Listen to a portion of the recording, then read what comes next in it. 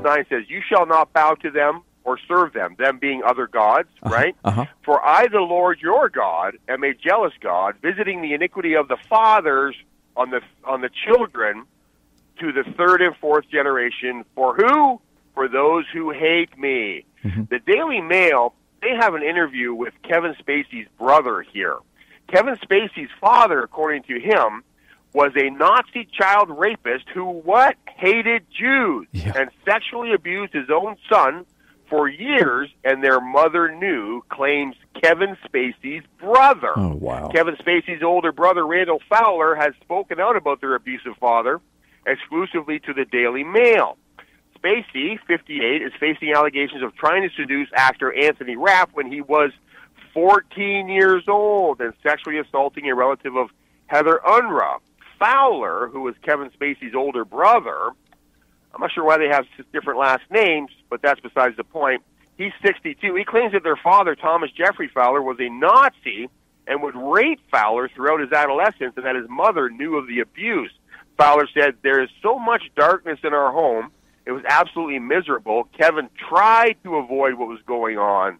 But, you can't avoid the spiritual realities of the promises of God. The Rod Stewart, I guess his brother is a Rod Stewart impersonator and limo driver, claims that he didn't personally have children. Why? So that they wouldn't inherit the, quote, sexual predator gene from his father. Wow. So even this guy knows that there's something going on here from father to son that happens whether the kids are around or not. The older brother to the famed actor claims that Spacey had no feeling and retreated into acting as an escape from the problems at home. Spacey has claimed to not recall the incident with Rapp and has issued an apology of sorts. He's gone into some kind of rehab, right? Yeah. The Oscar winner said he will need to address other things about his life and announced his choice to now live openly as a gay man. You know, we've talked about the gay recipe in the past. I know. Here we go again, right? This whole thing with his father and Kevin Spacey trying to escape his father in the acting community. I mean, Kevin Spacey's father and this dynamic really does fit the great gay recipe that we've talked about. We use examples not from personal lives. We have people that come to us through the ministry with whom we counsel out of this lifestyle. And Carl, it's the same thing over and over and over again. But we can't use their personal information because they have a reasonable expectation of privacy, right? Right. But these people like Kevin Spacey, George Michael actually admitted in a GQ interview that he was gay because his father wasn't around. And we know, from Elton John to, all these guys, Nathan Lane, all these guys, they had abusive or uninvolved fathers. Right. And but we do counsel people on a personal level out of this lifestyle, and it all comes down to their fathers. But people like Kevin Spacey, because they're public figures, the courts have ruled that they have no reasonable expectation of privacy. We talk about this stuff all the time, and it all comes down to the father-son dynamics. And here we go again, another classic case of the gay recipe.